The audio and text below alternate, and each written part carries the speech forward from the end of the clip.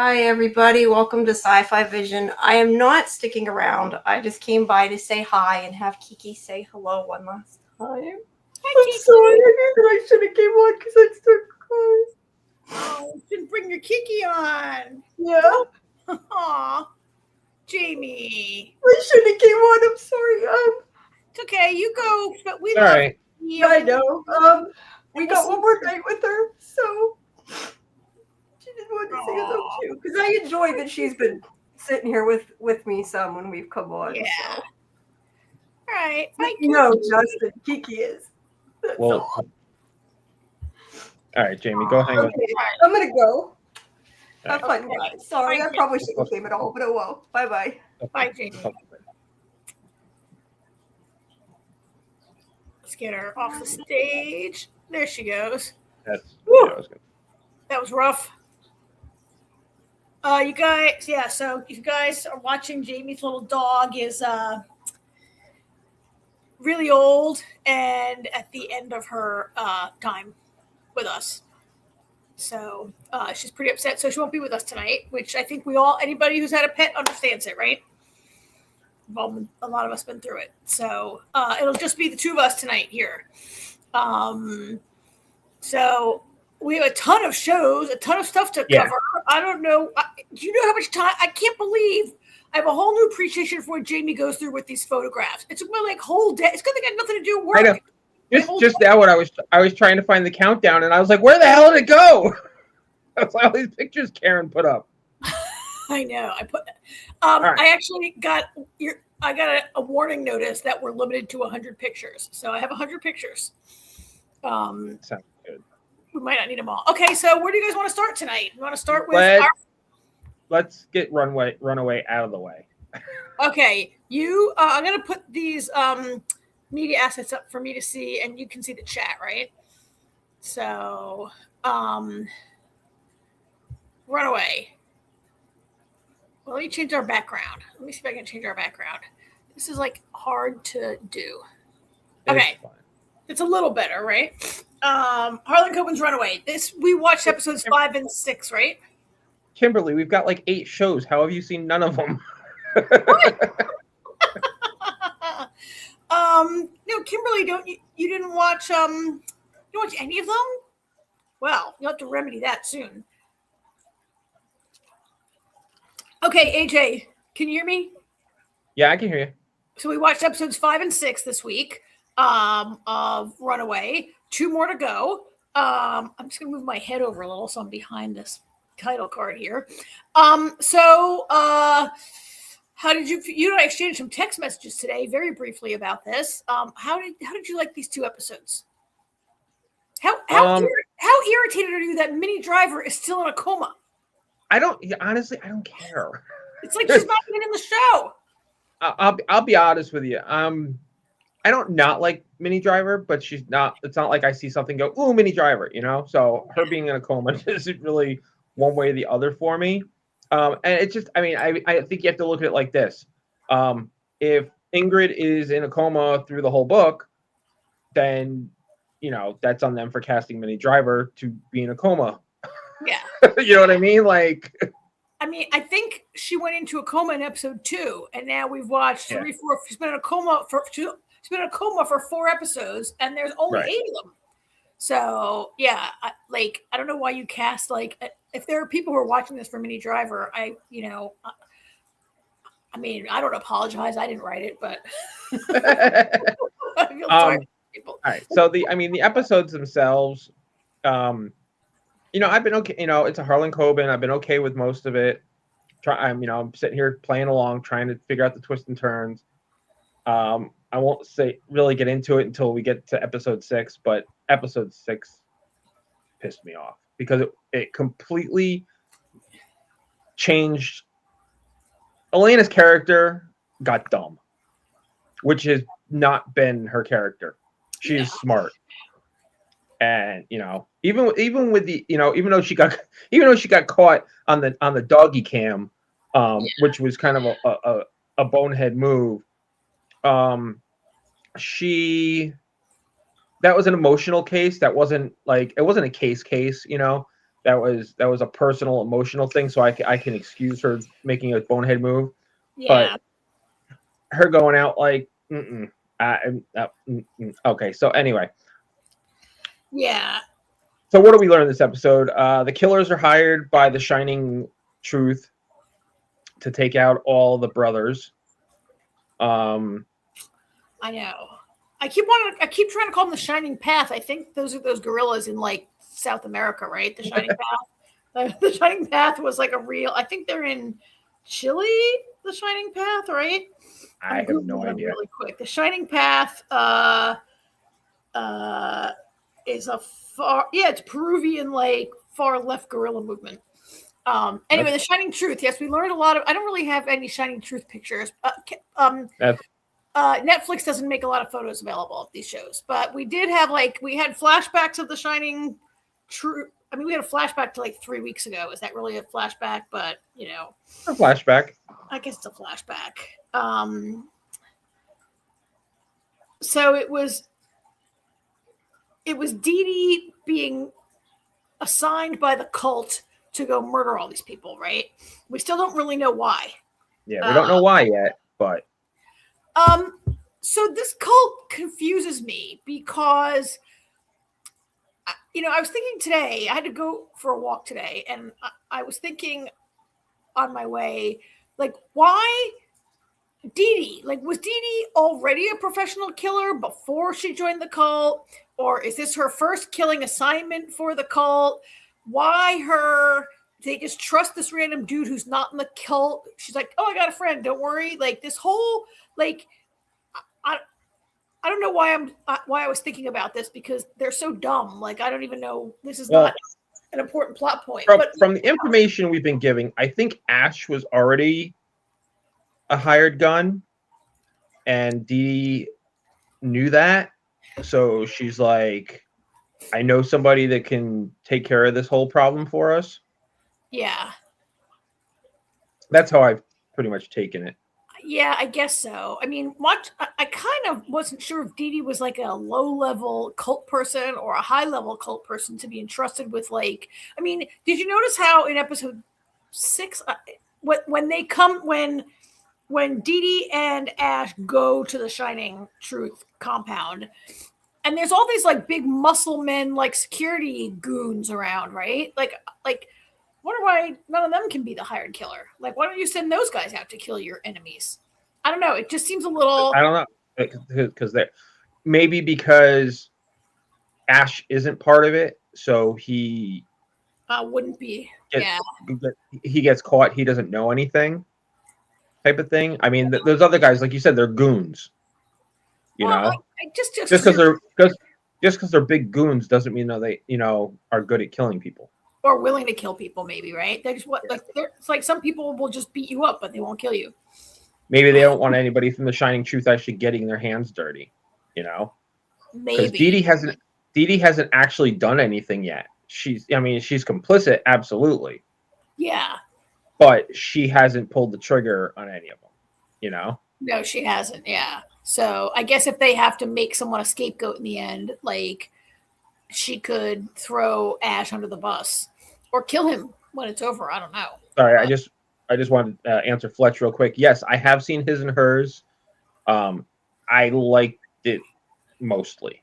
I've not heard of it. I've never heard of it. You haven't heard of His and Hers? Oh, it's got Tessa Thompson and John Bernthal. Oh, yeah, you might have mentioned it at one point. You might have mentioned. And yet, yes, Fletch, we're going to do Dunk and Egg at some point. Yes, we got that. Maybe next. We just wanted to get this thing out of the way. We wanted to get this crap out of the way so we're both getting sick of this show, I think, right? Well, my distaste came from the ending of the end of this episode. Yeah. So let's see what else I got in my notes here we can talk about. Because I want to get stuck on the Shining idiots. They're so weird, the Shining. And I'm not really sure what this cult is about. They seem to worship this one guy at the head of it, and his 2 sons are his henchmen, right? They're the 3 guys in charge. But we don't really know, like, what they believe in or what they. I'm sure that'll come to light, no pun intended, in the next 2 episodes. I'm sure. Yeah. come to They're just light. sending breadcrumbs right now. We'll shine light on it, yeah. So Sam's a bitch. That's one of my notes. Sam's a bitch. I don't have a picture of Sam. He's such. I mean, oh my god, he's such a little bitch. Like, I can't. He's probably like my least favorite character.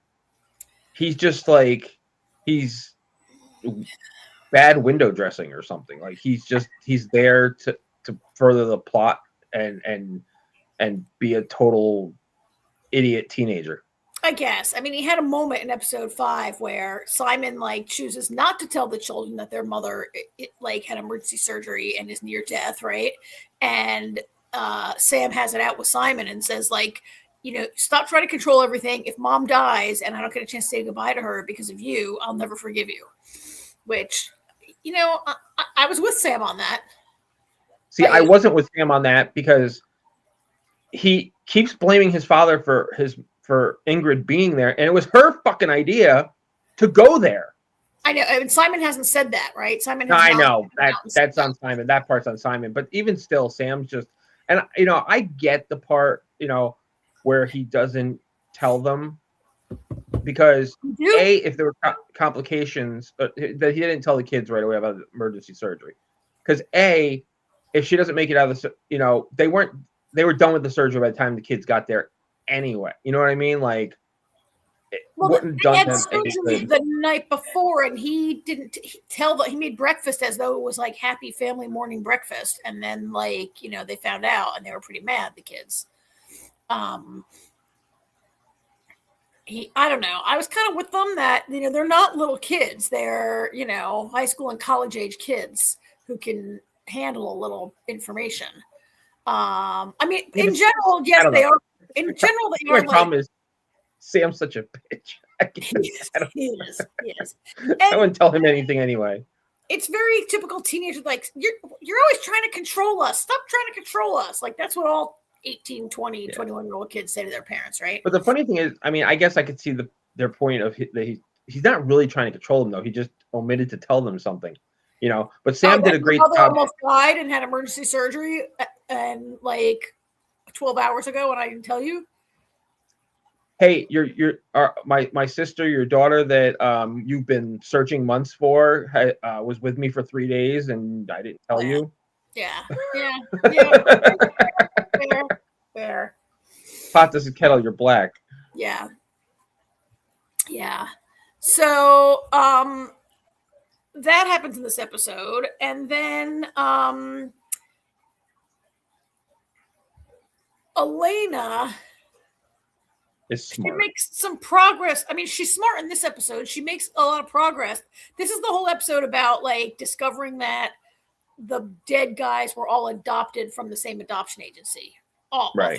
Two, and that they're all half brothers. Yeah, two that are dead and one that is missing. Right. She learns that they were all adopted from the same adoption agency. So she's starting to, and she tracks down that they had the same caseworker, this woman Allison, who I don't have a picture of. I don't know if it's episode 5 or 6 where she goes to the adoption agency and she has this like kind of hilarious run with the male manager. That guy who's the manager, like, you assaulted me. No, you assaulted me. All right, bye, Justin. I like when she leaves the AirPod at the first. Oh yeah. Yeah, she's pretty. I mean, you're right. She's very smart, very capable investigator, and so I understand your frustration with where this goes in episode 6. That it's not in character the way she behaves. Maybe, right? Yeah, not at all. Yeah. What else happens in this episode? I mean, that's most of episode. PVD, the professor. He finally meets the professor because the kids tracked him down. Oh yeah, and he goes to PVD's office, and it accuses him of like, you're having a relationship with my daughter, right? He yells at the guy's face, and the guy's like, what are you talking about? Like, oh, did you hear this from her psycho roommate? And it comes out that Katie who's cuckoo, which we kind of figured. Yeah, like you had kind of said last week, like that. You know, she seems to maybe that speculated that maybe she liked the teacher. Yeah. And was jealous of the time that they. And then we get confirmation that we were right, that other kid raped her, and Aaron and Paige got Aaron to beat his ass. Yeah. Yeah, that's I mean, that all came out in this episode 5 also, right?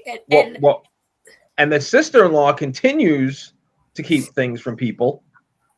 She kept the thing about Sam having to pay people off because of the shit that was stolen. She knew about Paige being raped. Okay, but that is a thing that she can't just go, like, she learned that in confidence. You can't just be like calling up the father and reporting it to him. The mother knew, well, right? We don't know that Ingrid knows, but I'm pretty sure Ingrid knows. I think he knows. But like, I think if like my niece came to me and needed help, like I wouldn't call my brother and tell him, right? I might call her mother. I wouldn't call her father and tell him for sure.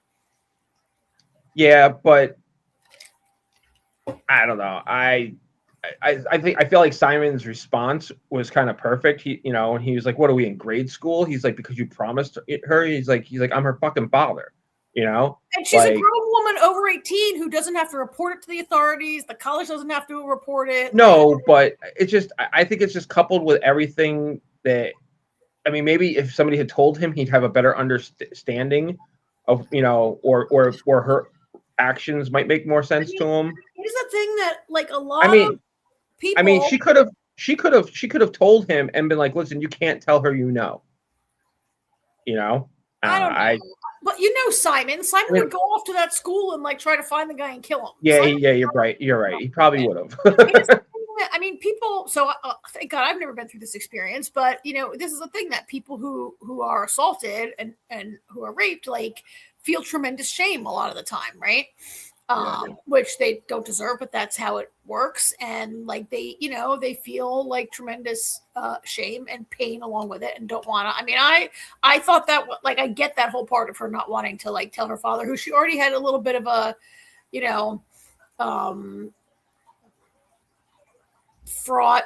She was chafing a little bit under his like authority anyway already, right? But I get that. But I guess the question is, did Ingrid know? Like, did Paige call up her aunt and tell her? Did Ingrid tell her? Like, how did that come out?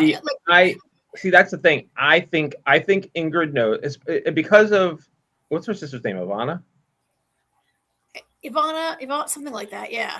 Yeah. I'm not sure. I think because of her. I can't remember. Ingrid comes up in the conversation, and I feel like Ingrid knows based on her answer, and I don't think it's because Paige told her. I think it's because she told Ingrid, which maybe. I don't know that. I don't know that for sure, but it just the way she reacted and the way she answered, I guess, which makes things really interesting because I don't know. I feel like I almost feel like Ingrid is in a coma, so she can't answer things. These questions, yeah. Well, think about it. All right. So what? Let's see. Let's real quick look at the things with Ingrid. Does she know what happened to Paige? Did she really have an affair with Dr. Dum Dum? Yeah. I don't think she did. I think that's all bullshit. Oh, is this the episode in which Simon collects the whole family toothbrushes and like tries to? Yeah. He's gonna get a secret. Well, that might be episode 6, but all right. But yeah,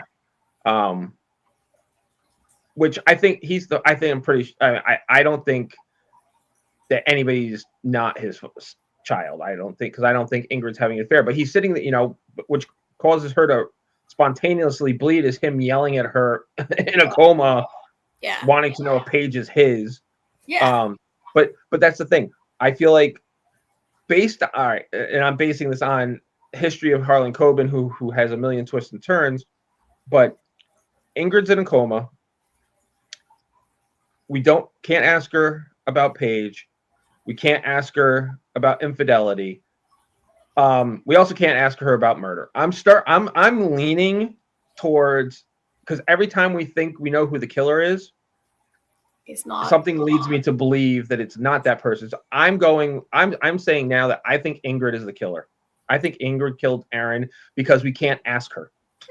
She's conveniently in a coma, so can't be questioned. Because she's conveniently in a coma, yes. Yeah. Yeah, it is a little too perfect for her to be in a coma. Because I mean, originally I thought that Dee Dee and what's his face there did it. Ash. But I feel like that's too simple. Like, what's the point of this whole story if we already know the answer? That's not very Harlan Coben like. And yet, isn't it the end of episode 5 where Dee Dee gets the package of photos from the cult of people? Well, was in the flash. That's in the flashback. The flashback, and there's a picture of Aaron and right Paige in the stack of pictures of people they're supposed to kill. So, which was 3 weeks ago, and Aaron's only been dead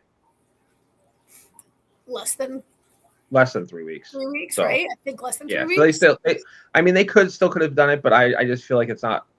It's too simple. I mean, do you think like they were going to do it, but someone got to them first? Well, that's what I'm saying. I think he's on the list, and that's what we're supposed to think, that they did it. But I don't know. The fact that we can't ask Ingrid anything leads me to believe. Or how about like Ingrid, if you knew that Paige was assaulted 6 months ago and that this is the reason for her like descent into drug abuse, probably to numb this and feel better and all this whole thing, like why did you never mention to the father or the police, oh, by the way, she's traumatized, this is why she's on drugs, she needs like some counseling? Yeah, of course, if she did it, why would she want to go back to the apartment? If Paige did it? If Ingrid did it, why would she be like, let's go over there and check out the crime scene and see what's going on over there? Yeah. That's like literally returning to the scene of the crime. Yeah. But maybe she wanted to go back because maybe she dropped something. Maybe she dropped some evidence and hoping the cops didn't find it. I don't know. Yeah. But it also, but by the end of which episode? It was actually the end of episode 5 where we see Cornelius tossing the murder weapon. In the river because I'm guessing because he thinks Paige did it. He did it to protect Paige. Yeah. He does seem very protective of her, right? I mean, I don't think Cornelius did. Cornelius didn't do it. Cornelius didn't do it. And he has no reason to do it, right? And I mean, I don't think he'd do it just for... No, I don't think he did it. No. Especially since we see him getting rid of the murder weapon, he couldn't be the killer. Yeah. And we did have, it's in this episode that... is his name Isaac and Ruby come to like they are looking into Cornelius and Isaac comes to talk to Cornelius and it turns out they were next door neighbors when he was a little kid and Isaac is really coming around to not consider Cornelius a suspect and Ruby's like on his she's like, you can't do that. Like Isaac is kind of he's kind of a dick to everyone and then like this one guy who's totally neck deep in this, he's like, oh, Cornelius couldn't do it, he was a good guy. He's all on, Simon's the killer, Simon did it, we're gonna grill this guy, hey, I'm gonna tell him that his wife's cheating on him, see what kind of reaction I get from him. Cornelius couldn't have, we shouldn't leave Cornelius alone, he's a great guy, he shouldn't be in prison for anything even though he shot Luther. He's totally two-faced. And Ruby's like, what are you talking about? And by the way, if you get busted, this is over. I'm not your partner anymore. I'm not sleeping with you anymore. Yeah. It's all over. Yeah, I was very happy with Ruby in that scene. Yeah, she's not having any of it. No. And then sorry, go ahead. Go ahead. No, go ahead. I think we're going to the same place now. I was just going to say, and then the only other really pertinent thing in the episode is stupid Elena. Oh, I was going to say these two is also pertinent. Isn't this where the note is passed? Is this the episode where the note they go to? Yes, I forgot about that. Yeah, the old lady gives him a note and says, "Don't kill anybody." It says, don't kill anybody and don't trust Dee Dee, right? It says, "Don't trust." Yeah, don't trust Dee Dee. Yeah.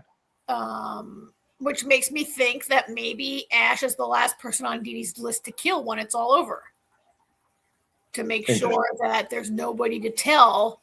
Although he doesn't seem to know why they're killing these guys. Like like if Dee Dee, we don't know if Dee Dee even knows why they're killing them, right? But Ash definitely doesn't know anything about all this adoption, blah blah, right? That somehow, for some reason, these guys are being killed because of their adoptions. But that was really interesting. Don't trust Dee Dee, and then Elena at the end of episode 5, and then into episode 6. It's really, Elena just like, so she gets a message that Stephanie wants to meet with her about Allison because she's trying to find Allison. Right. And Stephanie is Allison's girlfriend, and you know, I mean, I'm sure, I don't know if you knew, I'm sure you did, but I knew she wasn't meeting Stephanie. I had a feeling it was Dee Dee. Yeah. And the fact that she just walks into that house, like she does hesitate for a minute, but then she like walks into the house, you know, and I'm like, don't walk into the house. I'm like, come on.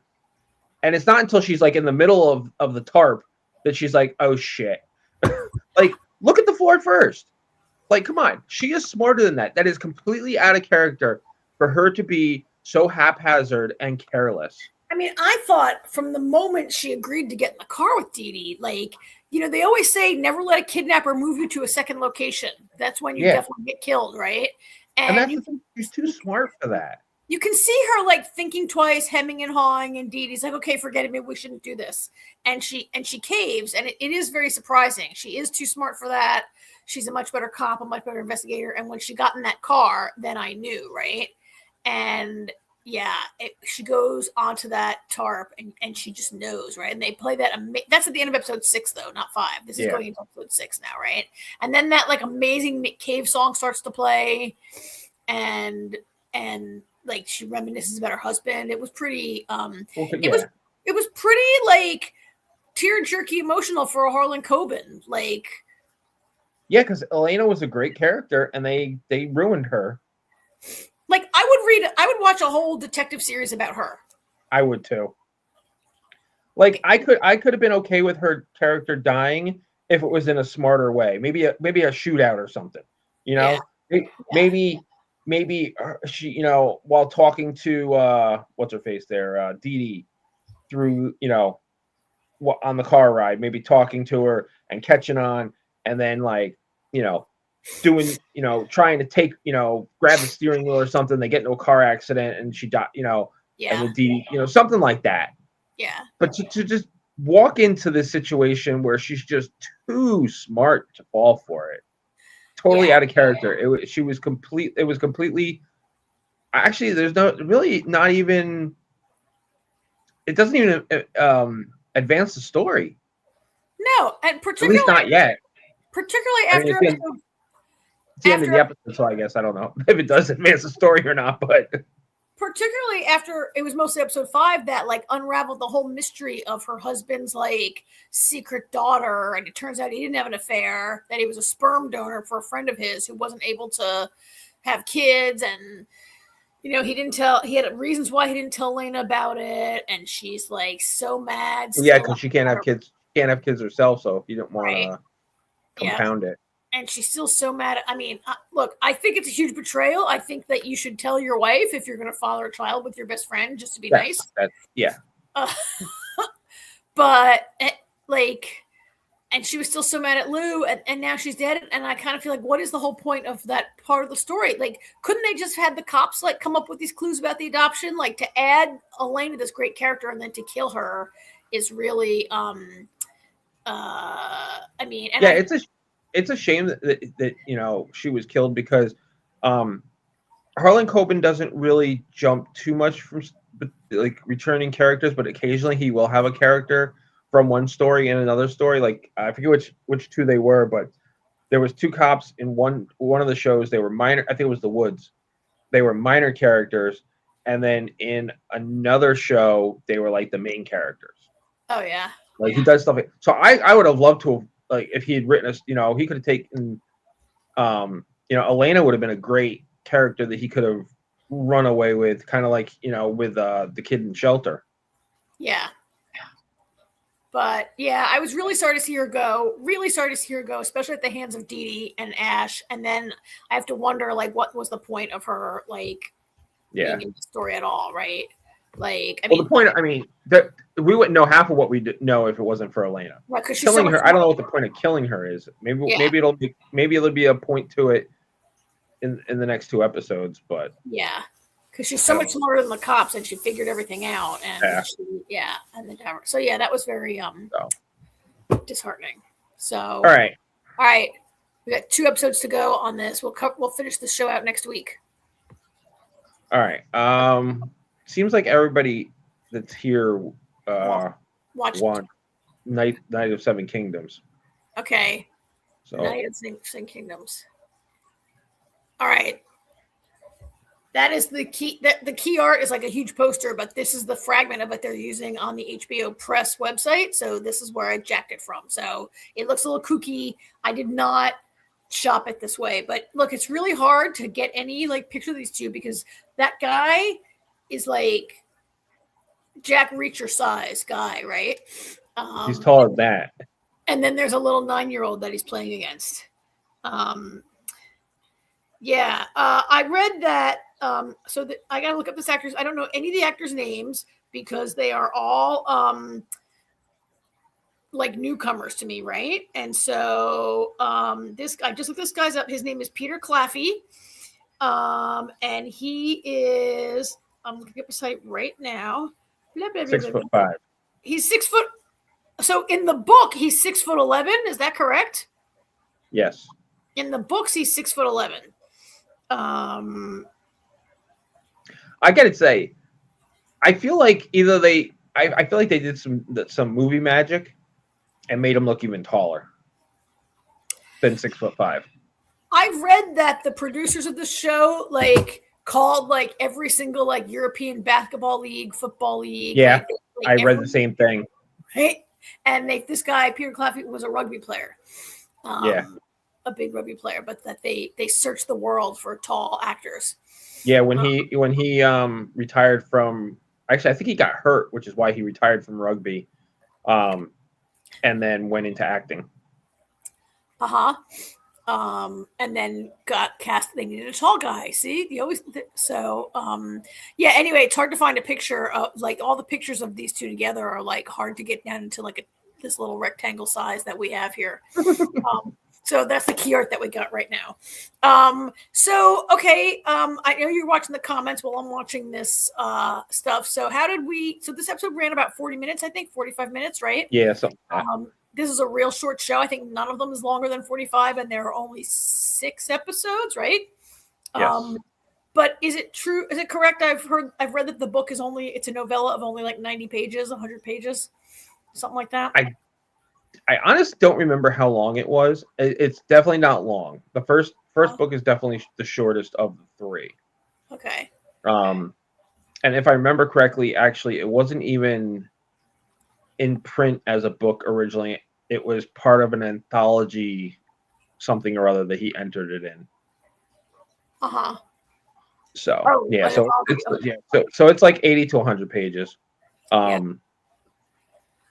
So what do you think of the episode, Karen? I think it was pretty good for being, a lot of times a pilot is a setup episode, and this is a setup episode, but it was pretty clean with the setup, partly because this guy, Sir Dunk, I think doesn't have a lot of setup in his life, right? Like we learned that he was a apprentice to this guy, Sir. He became a squire to this guy, Sir Harlan, and spent many years of his life sort of apprentice to this guy, riding around. There's hedge knights, and he's really not trained, and he's not even like. So there wasn't a ton to have to set up there, right? And I think Egg. Where's the picture of Egg? He's supposed to be a little bit of a mystery character at this point in the story. Like he's just some rando kid that Doug meets on the road. So anyway, I think yes, it was good. There didn't have to be a lot of setup. They were able to set up more like the characters and their personalities than like a lot of backstory. And I don't think you had to know Game of Thrones to understand. I mean, I've read all of Game of Thrones and watched it all, but I don't think you needed Game of Thrones in your pocket to understand this. No, you don't need it to understand it at all. I don't know if commenters agree. And I did have a little bit. They introduced a lot of characters in like the last 20-25 minutes of this episode, and there's a lot of people that I had to keep track of, and I'm not sure how many of them will continue to be important, or are they just people that he runs across and we don't see them again, right? So I was like, I had a lot of pictures, and I was like, I'm not putting pictures of all these people. I got Lionel Baratheon. He meets The laughing. what is it called? The Laughing King? Lionel the Laughing Baratheon. The Laughing Baratheon. He meets these two guys, the Fossaways, right? Yeah. All right. Hold on. I agree with this. That was. Yeah. What was the point of that? Yes. Right. Yeah. What was the point of that? That seemed very unnecessary. I mean, I get it was kind of funny how they did it though, because you start to hear the fucking Game of Thrones music, like you hear dun, dun, dun, dun, dun, dun, dun, and then all of a sudden I was like, what the fuck? And then we had to see like simulated. I know. Right? Why are they showing that? Why are they showing that? Yeah, that made no sense, but so yeah, there's a lot of people that we were used to. I didn't take a picture of there's several women who are working in the camp for the tourney. And it's not, I'm not really clear which of these people I need to keep track of for the next several episodes. But what did you think, AJ? Because you love this book, right? I thought it was a great start. There's not a lot of depth to being 80 to 100 pages. It's not a lot of depth to it. So it hit the high notes, it hit the key points, which, is, his sire dying on the road, running into Egg on the way to the tourney, and, him needing someone to vouch for him. Those are like important parts. HBO actually released a big load of pictures for this show, and there were pictures of all these people, and there were pictures of that guy he's trying to get to vouch for him, and that guy's like, whatever, I don't know who you are, like I can't remember, like Sorry, I was reading Fletcher's comment. Go ahead. No. They were asking about not showing him wiping himself, and so Fletcher says that was off screen. He's learning from the Duffers. Maybe that's why when he gets to the tournament, that guy's like, "Oh my god, you smell so bad," and he has to go take a bath. Well, he just smells bad anyway because they, Yeah. He leaves in pine cones. Beehive says. Fletch thought it almost sounded like a parody towards Game of Thrones. A little bit, maybe. I mean, it's not, but I could see how it could feel like that, right? But so that was an interesting. I was going to say that part where Dunk is trying to get this guy to vouch for him. So Dunk's father served in the army in a battle, like because he you have to support your lord of the land or whatever, right? And so I guess Dunk is trying to get this guy to be like, oh yeah, your father legitimately fought, so I vouch for you that you can be in the tournament or whatever, right? And the guy's like, no, forget it. And I'm setting this up a lot, but it was interesting the part where Dunk seems to have this idea, this idealized view of what a knight should be like, or that this guy should remember his father, right? And the guy's like, look, 800 people fought in that battle, and I don't remember half the people who died, much less a guy who just got injured, right? It broke poor Dunk's little heart, I think, a little bit there, right?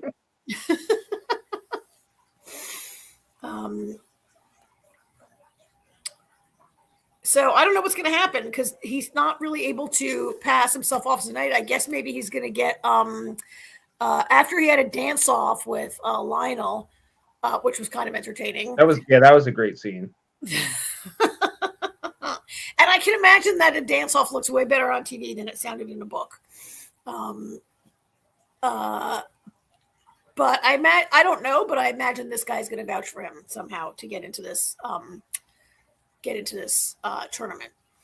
Yeah, it's kind of what it seems like since I forget who he was trying to get to vouch for him. I don't know, but that guy, like every time he goes to the tent, the hookers or the prostitutes are like, "Oh, he's sleeping." Sorry, right? Yeah. How was it? So, and we did see a dragon in this episode. Yes, we did. We did see a dragon. It wasn't a real dragon, but we saw a dragon. It was a puppet dragon, and it's going to be the only dragon we see. So, Dunk, I took it that he was very taken with that woman. Like he wasn't enthralled by the. I mean, the puppet was cool, but he was enthralled by that woman, right? Yeah. Not by the puppet. He had eyes for that girl. So, I forget her name. And we'll see what happens with that next week. But yeah, I thought it was off to a good start. I don't know how the gang in the comments feels. If people liked it. No spoilers in the chat.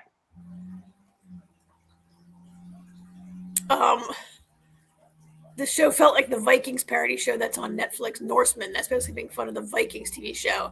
I've not watched that, but I never knew that Norseman was a parody. I've seen it on Netflix, but I never watched it. Yeah, I've never seen Vikings either. But I never really watched. I've seen pieces of Vikings, but never. I saw that one. Is it called The Last Kingdom? That was Last Kingdom. That Last Kingdom is a historical fiction. Yeah, but that's about like the not the Vikings, but like the Danes, right? Like coming. So anyway, yeah, I thought it was off to a good start. It's not this seems like a simpler show that doesn't gonna require a lot of like digging into, and it's gonna be short, no, not really. It's only gonna be 30 to 40 minutes, so a nice little oh yeah, The Last Kingdom with Uhtred, that's right. Yeah. That's not Fletch, what you wrote a minute ago, I'm trying to find a way to say it. It might be known in the world of Game of Thrones, and it's mentioned in Game of Thrones, but we don't know things yet because they haven't come out and said it yet. I don't know if you understand what I'm trying to say without me saying anything. A comment in the chat.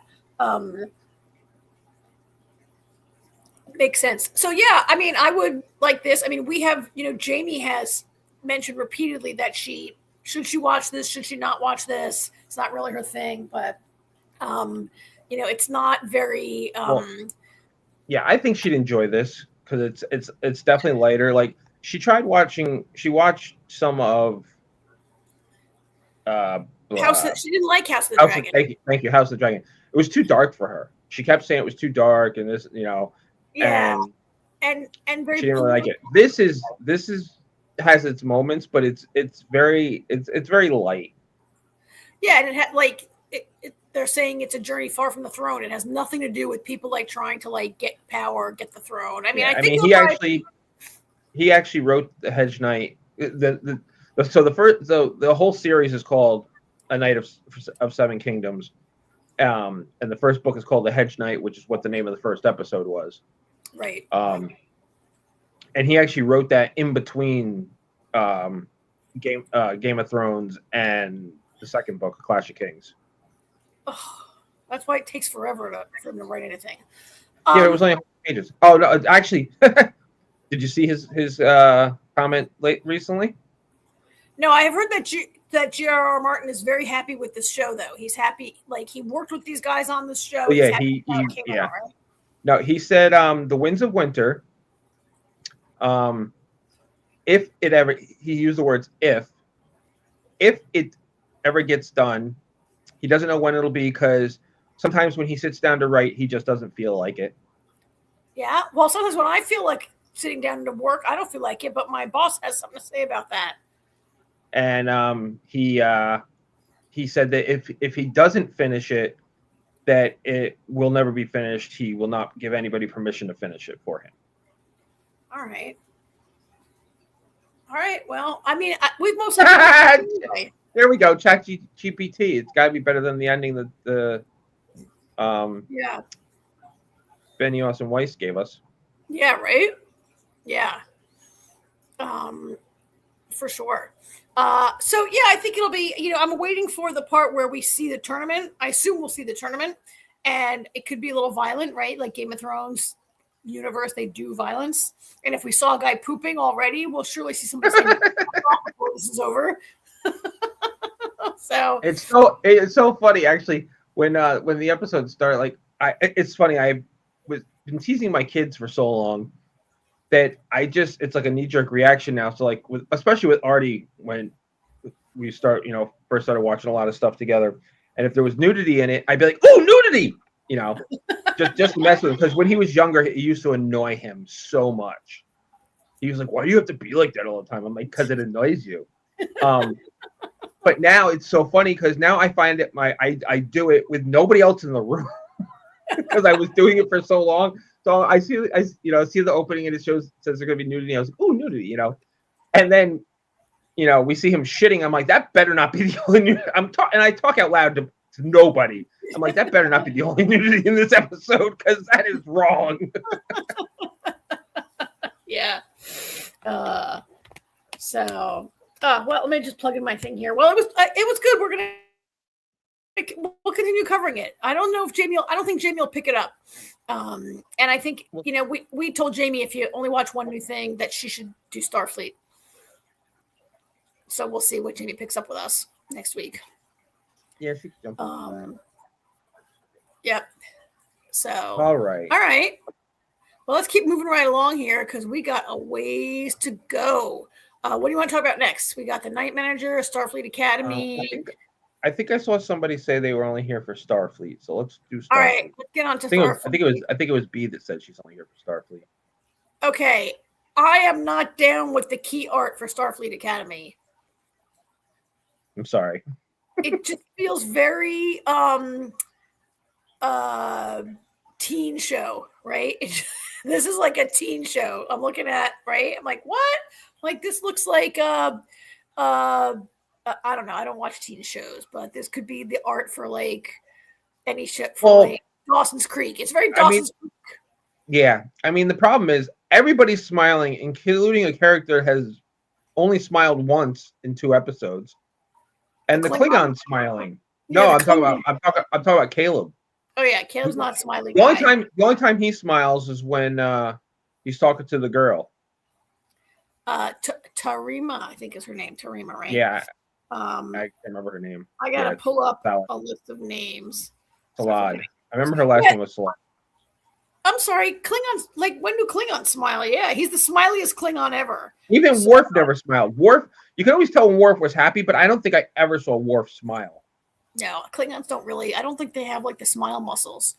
But this is a kinder, gentler Klingon that we have. In that he's like the sensitive. He's more like Alexander, right? His name is Jaden Krog. It's like JAY -DEN, Jaden, not Jaden. Jaden, and he is he's a little bit like Alexander, but Alexander was half human. Alexander Worf's son, right?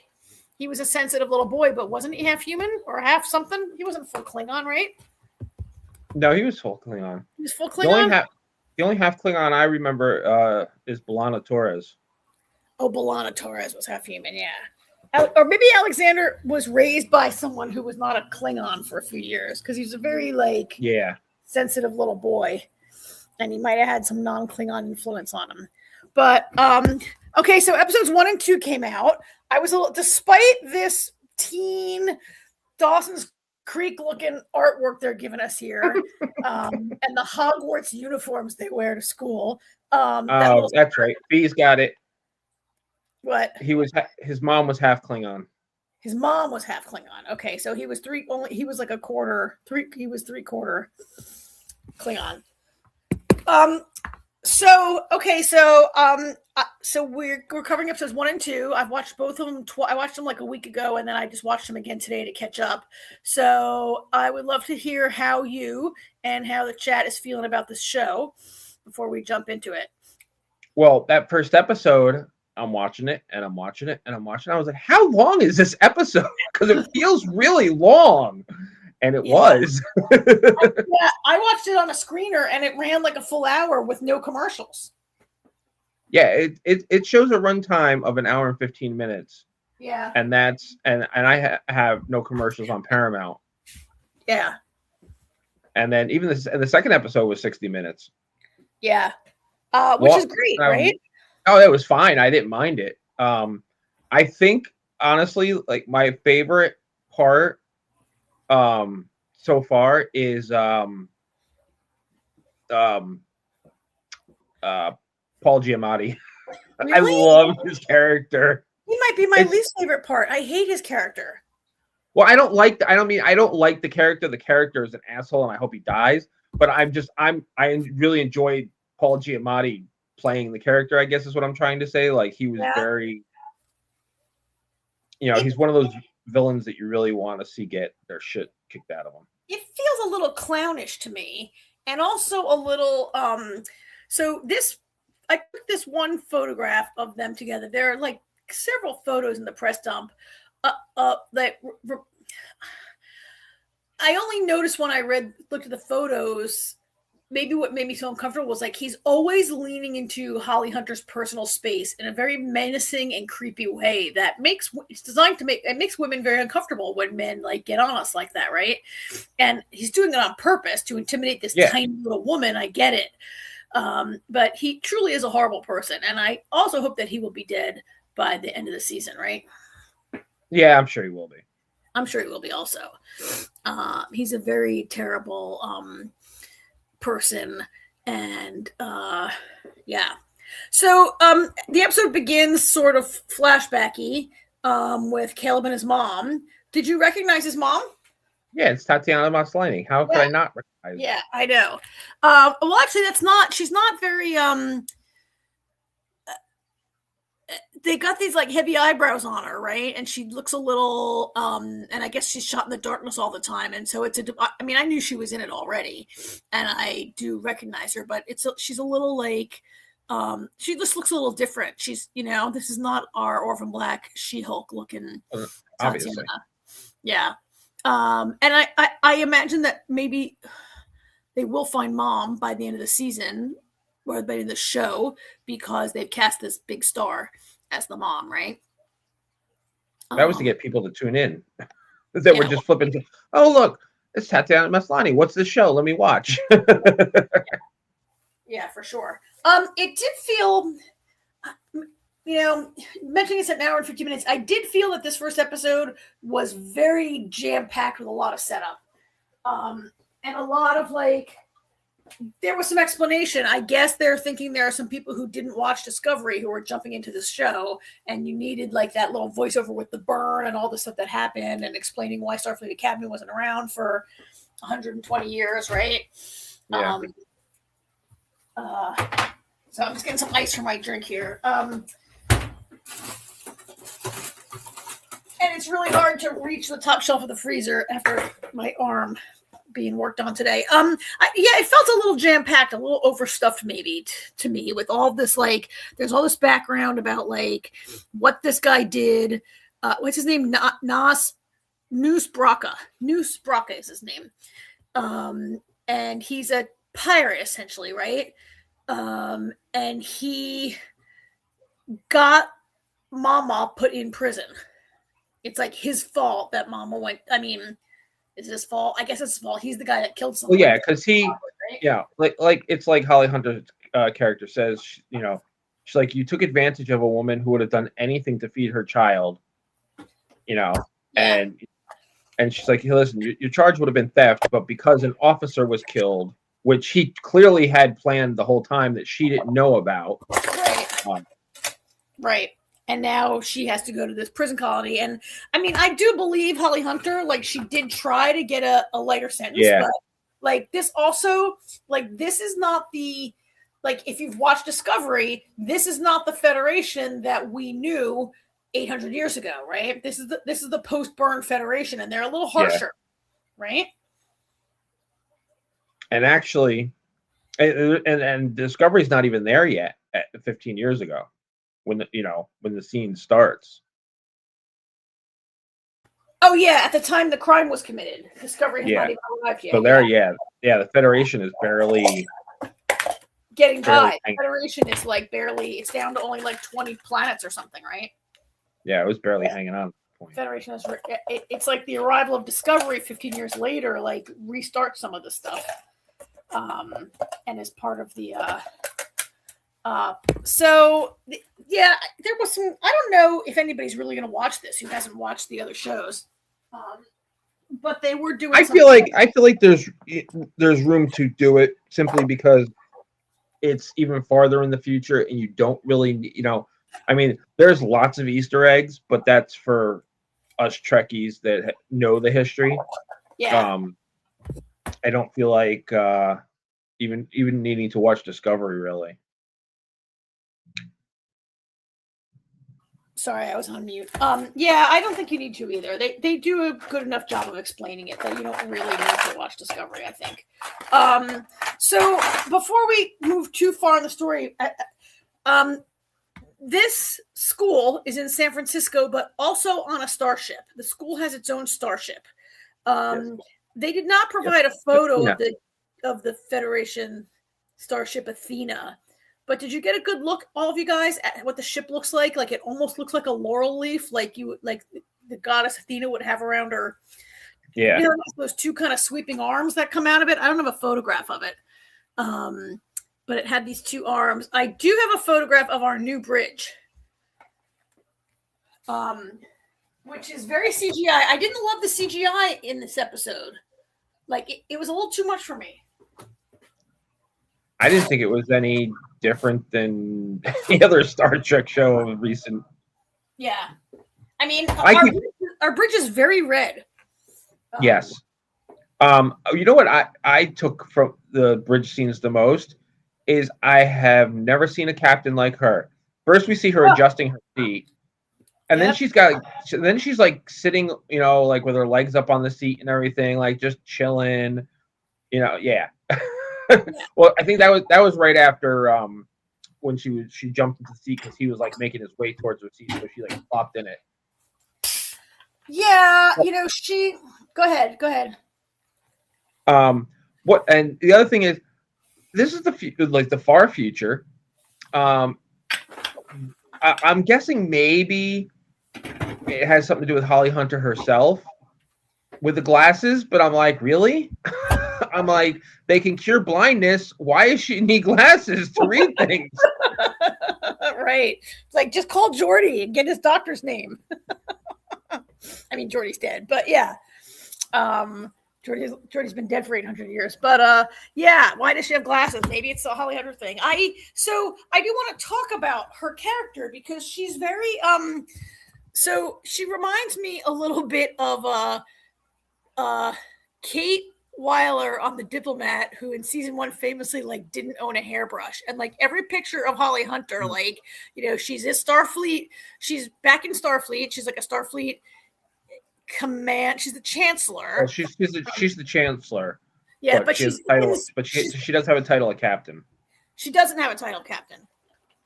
Well, she's the captain of that starship. They have their own. No, starship. as I said, she does have the title of captain. Yeah. But she's got this ratty hair in every picture that she doesn't brush or. I mean, it's not ratty, but it's not So in older Star Trek, all the women always had their hair up neatly or whatever. And as we get to later Star Trek, in season 1 of Discovery, Michael Burnham has the short military haircut. By the end of Discovery, she's wearing long braids, right? As once they got flipped 800 years in the future, they were like, whatever, the rules don't apply. Yeah, they got much more lax with certain things. I mean, it was funny because as the cadets are arriving, they're told, Caleb is told he needs a regulation haircut, but Holly Hunter doesn't need a regulation haircut. And she, she does, when she sat, is this the picture? She sits in this picture, she's wearing shoes, but she actually goes around barefoot around most in the second episode, once they're back in San Francisco. And I'm sorry, but you can't walk around a starship barefoot. You just can't, right? Sure, she can. She does. No, but I mean, you really shouldn't. It seems to not be safe. Maybe if you were a species that had big hoofs or something, or big feet. And she won't someone step on your foot? Couldn't you step on something? People are always like people, they spill all this mucus in this episode and whatever, right? It just seems very unprofessional. Oh yeah, she signed. Yeah, B's got it. That's right. She said she signed the waivers. Oh, she signed the waivers enough to wear her shoes because oh my god, this is what happens when you get old. The other race, the other guy, the guy who's the chancellor of the war college, I forget his name. No, yeah, he that guy. Yeah, I can't remember his name. Yeah, that was the one that made a comment about her not wearing shoes.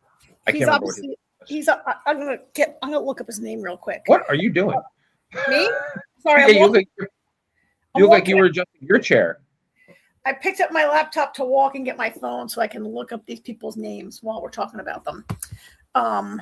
So I don't have to do it on the laptop. So yeah, I'm on the move here. That's why I look like this.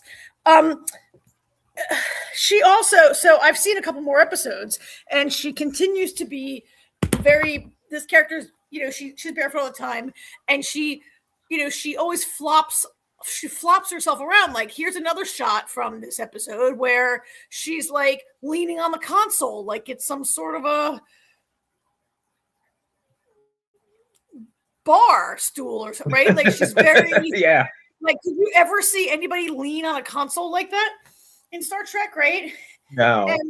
And when she gives her speech to the cadets, like a welcome speech, she's like leaning on her chair and sort of hunched over. Like, she's always like, I can't believe the woman ever was in Starfleet. Like, I get it. Like, she's been out of Starfleet for 15 years, but she was a Starfleet officer before, right? Like, it's hard to believe. I don't know. I feel a little bit like they're pushing it a little too hard. Her quirkiness and her. Why do you see her like in episode? It's 3 or 4 where she like is having a meeting and she's like laying down on the couch during the meeting, right? She's always flopping. Maybe she feels like, you know what? You called me, and this is how I'm running things. I guess. She's taking casual to a very. Never seen a Starfleet captain like this. At least not in these 2 episodes. She's super cash, right? So this first episode is mostly about Caleb coming to, it seems obvious Caleb is the main character of this. Oh no, hold on a second. Kimberly, we already finished the first episode. We already talked about Night of Seven Kingdom. You'll have to rewind it to hear our conversation. Sorry, Kimberly. It was only like a 40-minute show. No. We got it done pretty quickly. See, B agrees with me. She thinks that she's doing her own thing. Yeah. And it's a college, but it is like you don't show up at the U.S. Naval Academy and like be like, I'm not wearing shoes, right? Like, it's a military academy, but it does seem to be more like. No, he was at Starfleet Academy. She wasn't at the War Academy. That's what I'm saying. It seems like the War Academy is more, what's it called? The War College is more formal and military-ish. And while Starfleet is preparing you for a career in Starfleet, which is military, it almost is.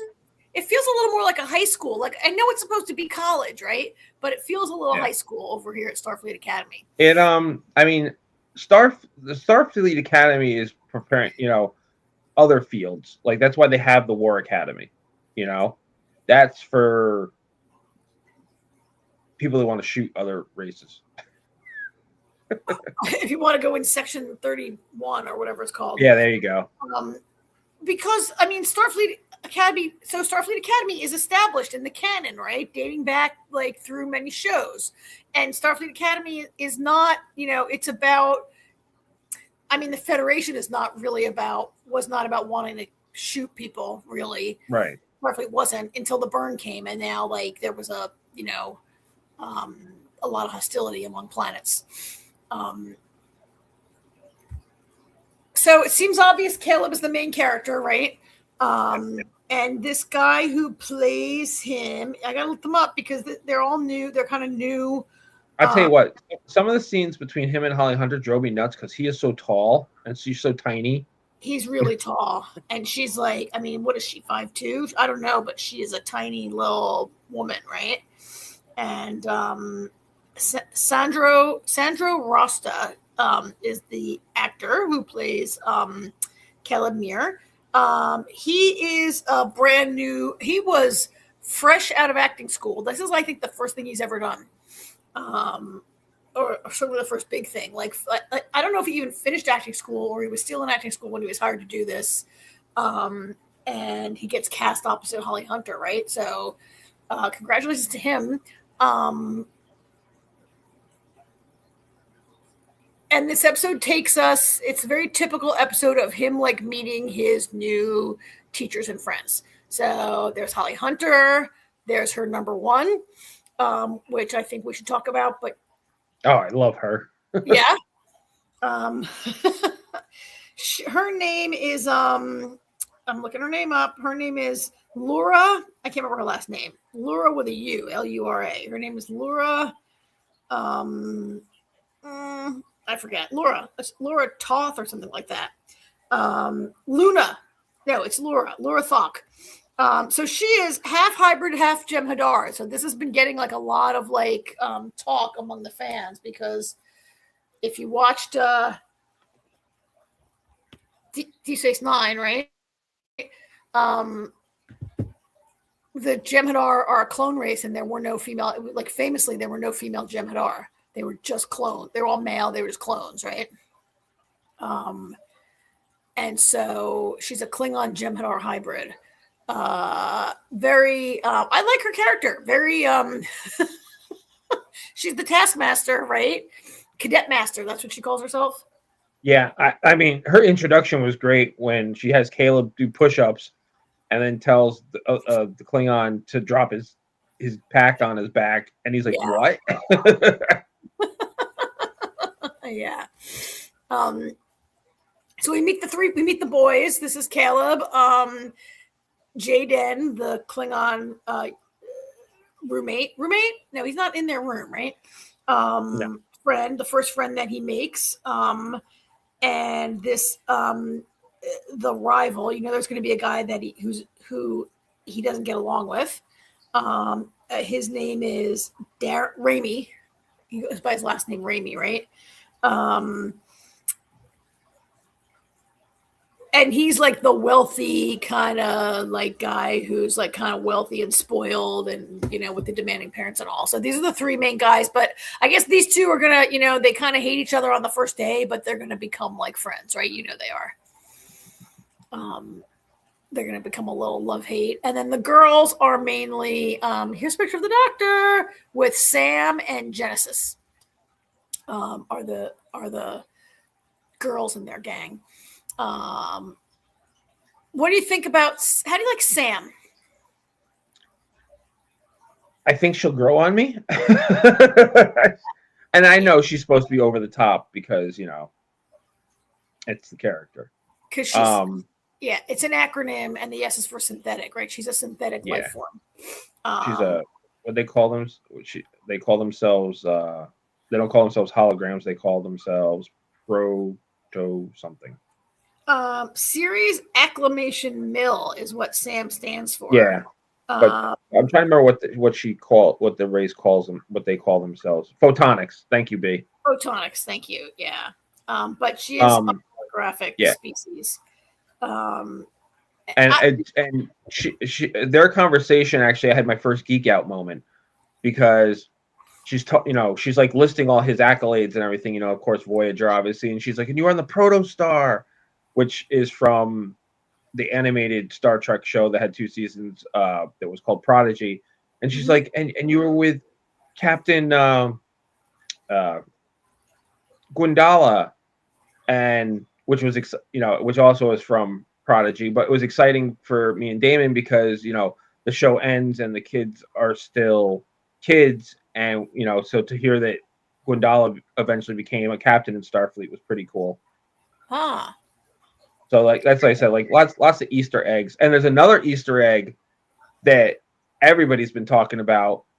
Ensign Harry Kim forever ensign And Harry ensign King. was on the wall of like fame that shows in this episode, like behind. He is an admiral. He became an admiral. Admiral Harry Kim. He never was. He always was an ensign. He never got After promoted from being an ensign on the show. ensign for like a million years. He never got promoted from ensign, and then he dies an admiral. Yeah, that was kind of fun. See, I admit I paused it and like looked at all those names that were up there. Tasha Yar was up there.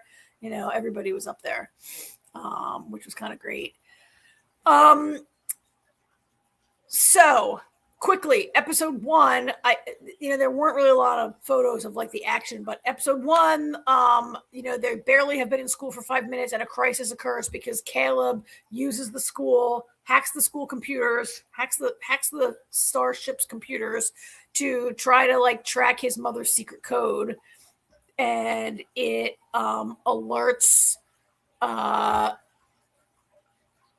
Noose Braca to come and try to like he's trying to steal the warp drive, right? Is that what he's there for? He wants the warp core. He wants the warp drive, the warp core, the warp drive. And so he shows up there, and everybody has to sort of like pull together and use their skills to thwart this guy.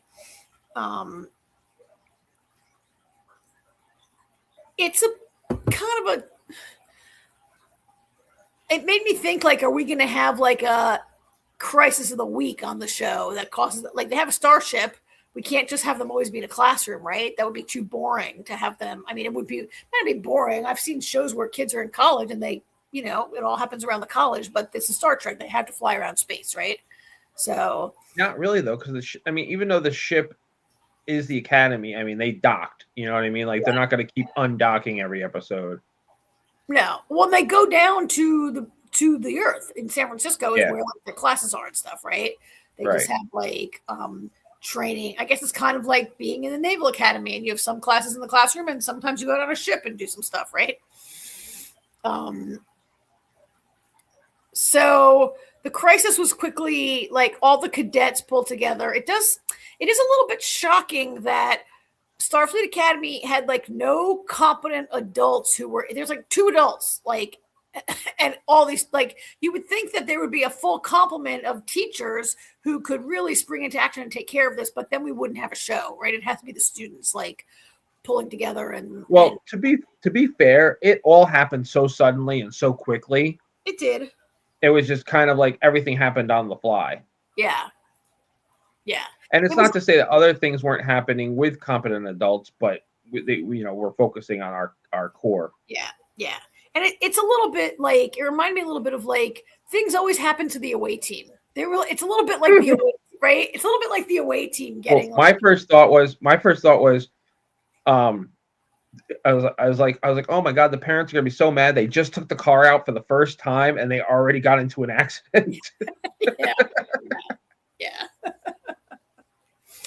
And we've seen episodes. I think we saw an episode of Discovery where Tilly was on like a training mission with some young people, and they got into. Yeah, that was the backdoor pilot to Starfleet Academy.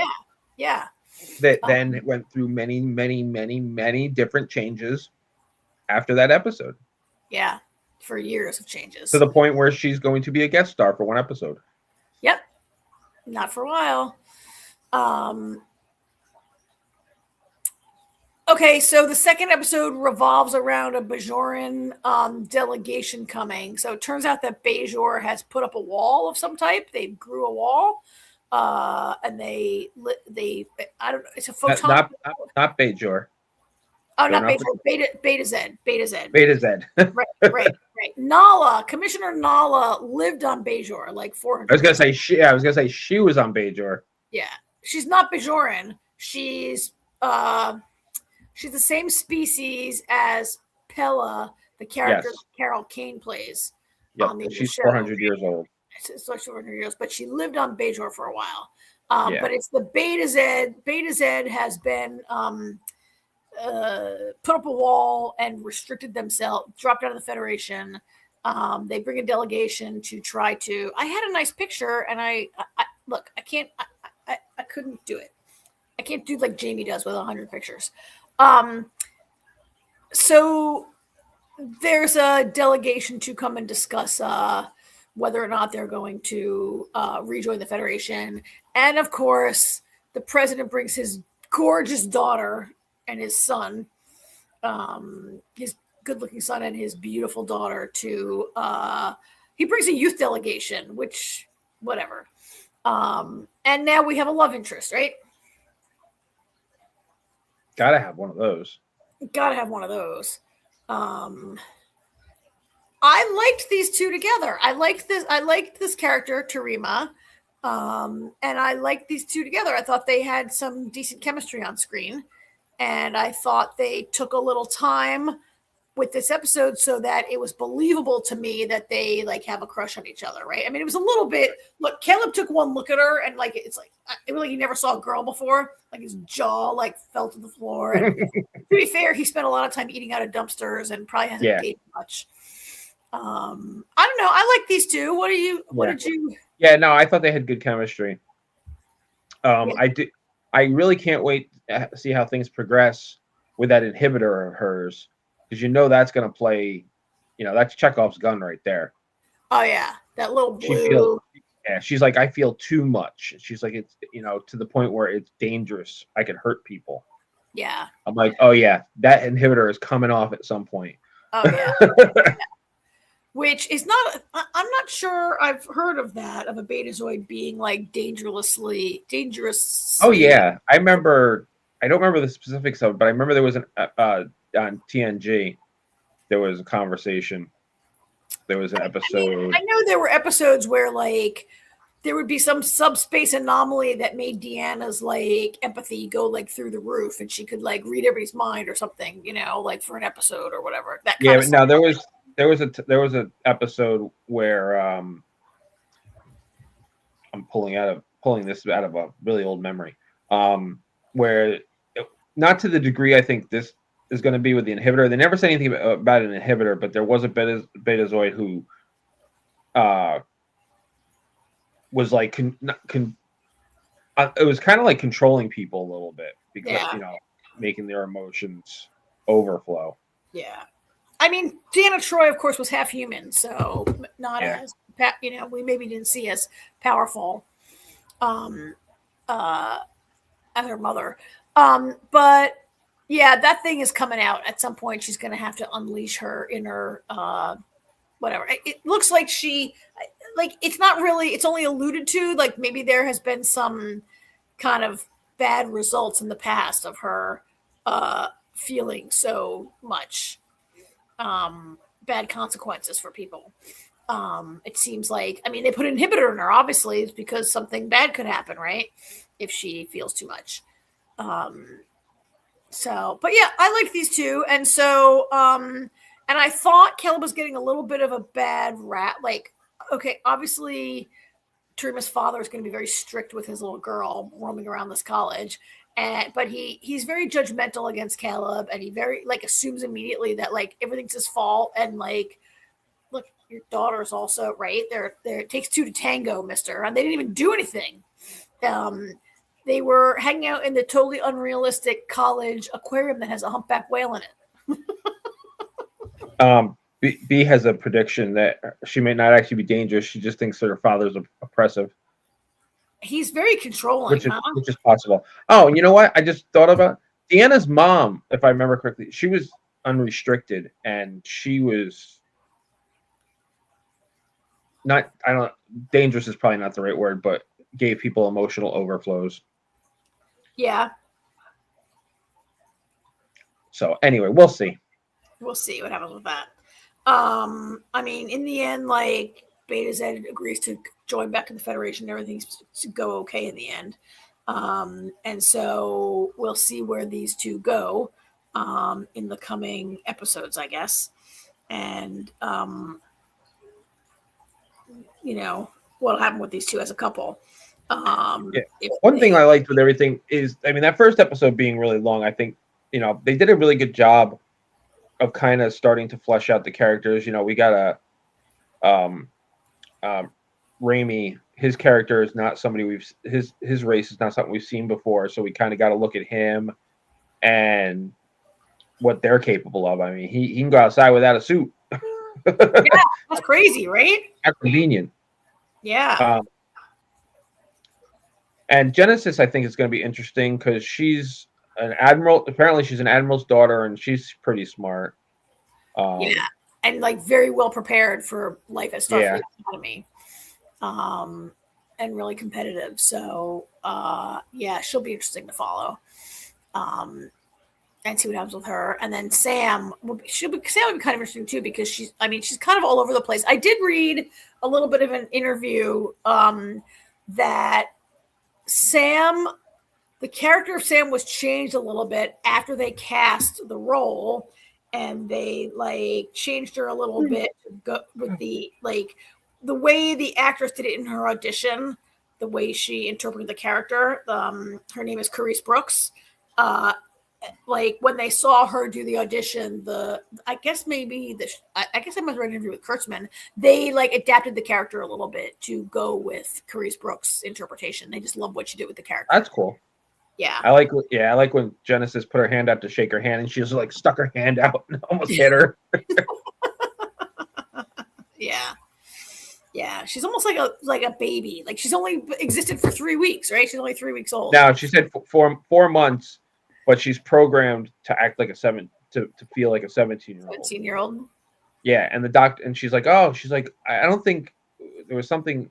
I don't think being nervous is in my programming. And he goes, no, but it's in a 17-year-old's programming. Yeah.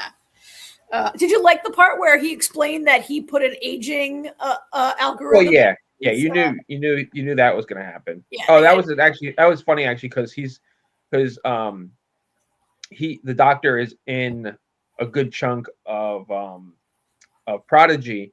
So I said to Damon, I was like, that's, because when they mentioned the stuff in Prodigy, he's like, I don't remember this character. I'm like, it's the doctor, the holographic doctor. And he's like, he doesn't look like him. I'm like, and I showed him a picture and he's like, he was so much younger. I was like, well, because it was animated. Yeah. Yeah. It was yeah. One thing I didn't really love about this show, particularly in the opening scenes of episode 1, where we're moving about through the Academy grounds and taking a tour and everything, there are all these little flying trash cans, all those little flying robots that we have seen in like Discovery and Strange New Worlds. There seemed to be an overabundance of them. Well, it's a bunch of teenagers. They're messy. They're not trash cans, right? They're those little. They look like little trash cans, and we've seen them since the early days of Discovery. But I did read that one or more of them are similar to some things that were in Prodigy, like those little guys are characters in Prodigy, maybe. So anyway, yeah, I thought it was pretty good. I was worried it was going to be too teenish. Like when I saw this, I was worried it was going to be a little too like. Yeah, I kind of had the same thing. I mean, I was even worried after seeing the trailer, but now after seeing the episodes, I feel a lot better about it. Yeah. I was a little, but yeah, after seeing it, I feel a little bit better about it. Also, I enjoyed it. I enjoyed what they're doing with it. So we'll continue covering this also, but now we're down to 1 episode a week, right? Yes. Okay. All right. So, if nobody has any more comments on that, then that brings us to Percy or Night Manager. Let's do Percy first because Percy's only 1 episode, and it was a pretty coherent episode. This is called "I Go Down with a Ship," which he didn't actually go down with a ship. Nobody did. Nobody went down with a ship. This continued to be the fight over the fleece and who's going to have the fleece and who's going to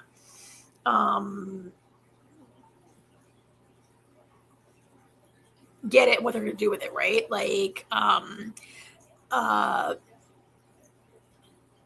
right, whatever. I'm distracted. I thought it was a pretty good episode. Did you enjoy this episode? Yeah, I'll be honest though. I'm anxious for the story to be over. It's taking a little too long. Yeah. Yeah, and the Golden Fleece itself feels a little MacGuffin-y, doesn't it? Like I know it has a purpose, which is to heal this. Like the purpose of getting the fleece to heal the Thalia tree to save camp is all like getting a little too far in the past for me, and I can't really remember like what even was the problem. Luke Right? stabbed it. Luke stabbed it, yeah. And it protects camp with its spirit so people can attack camp. Right. And why they want to attack a bunch of kids, I really don't know. But Monsters. They're not a bunch of kids, they're demigods. Yeah, I know, but and then Luke wanted to use the fleece to heal Annabeth, and his cohorts, particularly Big Red, whose name I don't know, they the ultimate goal is to use it to resurrect Kronos, right? Yes.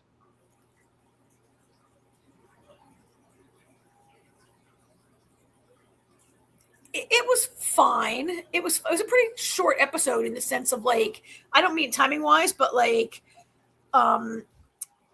There was a lot of talking. Yeah, right.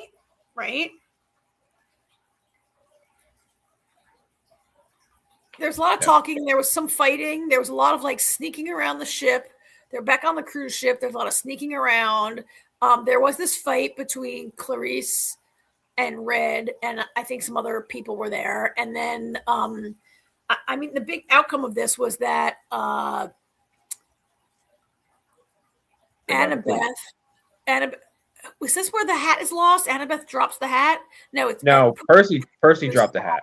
Percy dropped the hat and loses the hat later.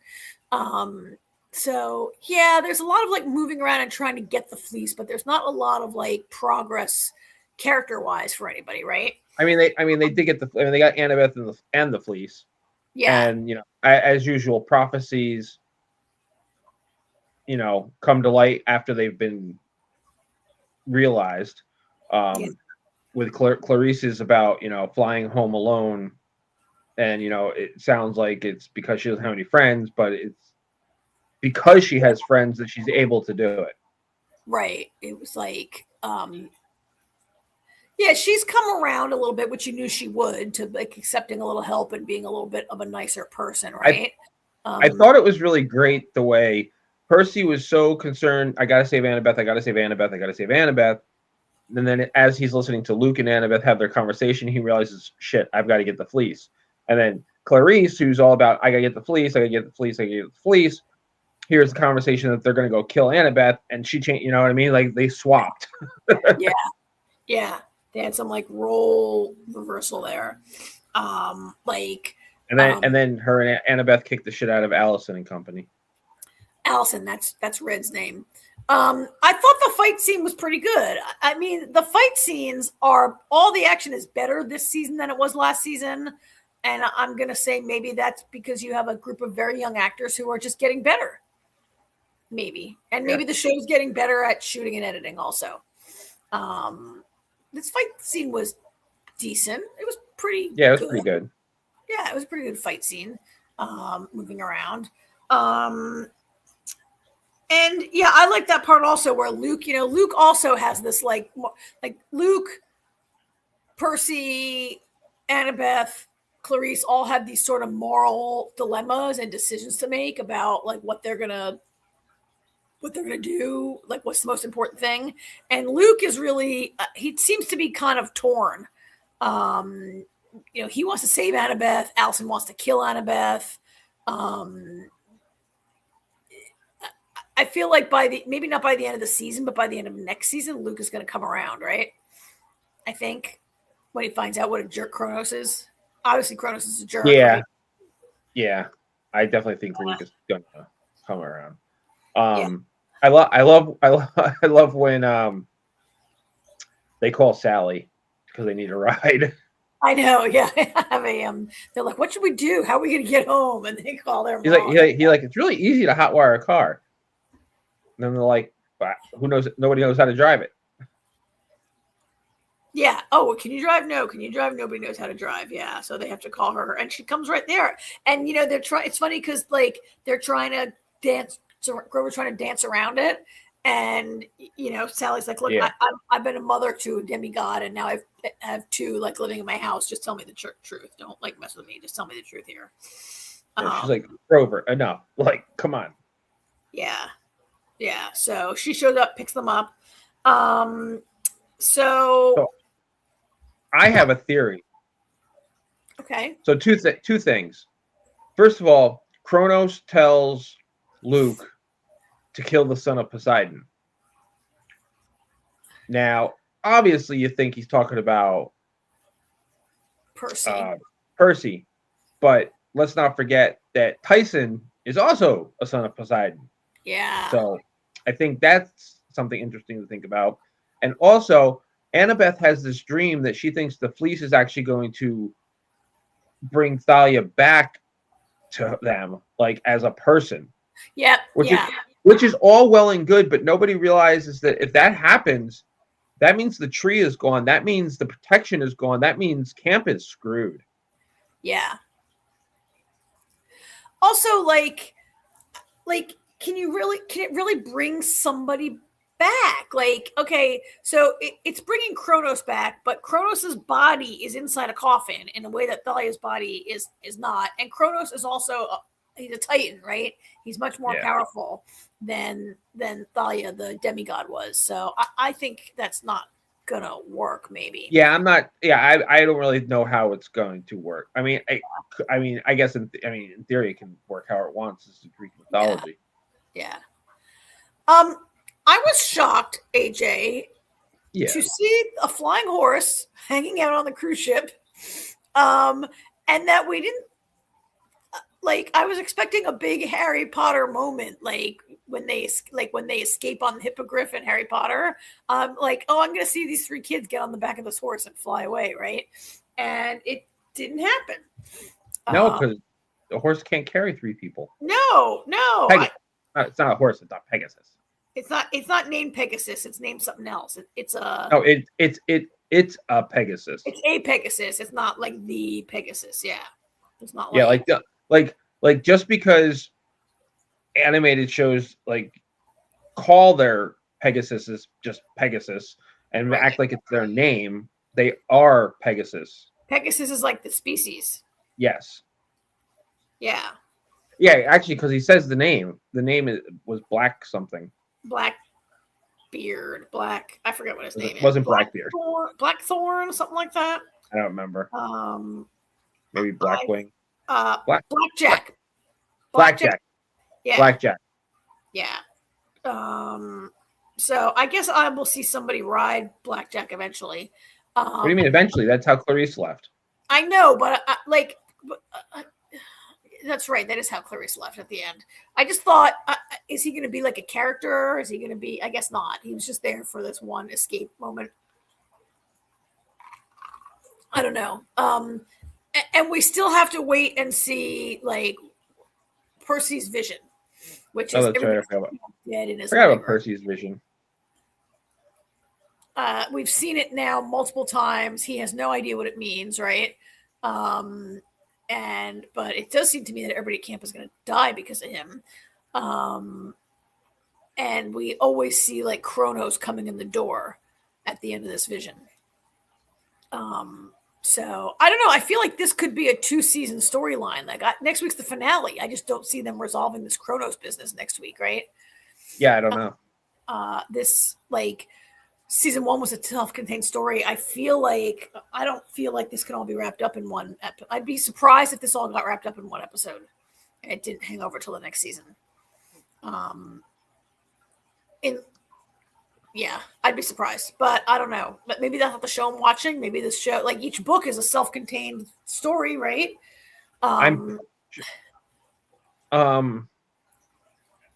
Yeah, I mean, from my understanding, next season is supposed to cover the 3rd book.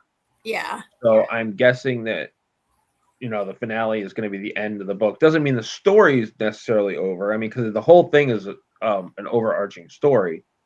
Yeah. Like maybe they'll get the fleece back to the tree and protect camp, but still have Kronos lurking around into the next season or something like that. Yeah. And Luke out there being like, I mean, yeah, have Luke out there. I mean, Luke clears. These kids are being used by Kronos, obviously, and that might linger on. Maybe we'll just get the tree fixed up, and then, I mean, the tree is a storyline that needs to end because it's kind of weak to me. So, but it's pretty good. I mean, this just maybe wasn't the strong. A lot of people really liked this episode and thought it was really strong because it was heavy on the action, but it wasn't so strong story wise. Yeah, it's also the episode before the finale. Yeah. So it's kind of setting up the finale. Yeah.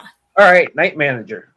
Oh, the Night Manager. All right, so we got 2 episodes because I hadn't seen 3. We got 3 and 4 for tonight, and then we will settle into only. Oh, we're still going to do 2 every week, right? Because the whole thing dropped. Yeah. Yeah. So, well, all right. No. So, wait, I don't. No, did the whole thing drop? No, we're still waiting. We're doing 1 episode a week now as they come out. Okay. Right? Yeah. Totally didn't drop. All right. So the Night Manager. So these were. Okay. I'm thinking. I didn't rewatch it, so I'm trying to think to myself how the episode ended, and then I just went, oh yeah. Yeah. Episode 3 tends to revolve around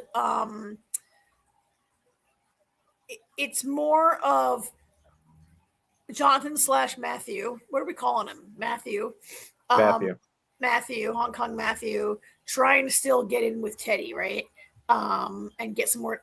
And is this shot from this episode, the 3-way dancing thing? Which no, that was last week. That was last week. All right. So this week is really yes, because he was drugged. Last week ended with Matthew drugged. This week, episode 3 opens with Matthew like waking up on a bench at sleeping it off at Teddy's house, and we take it from there. So it largely is around moving the money and trying to like there's a tent. It's in episode 5 where there's this tense scene of transferring the money, and they only have 12 hours for it to go through, right? And then the gang back at because Matthew sets it up with Sally, that Sally answers the phone, right? And pretends to be the banker. And then hey, Aaron. Yeah.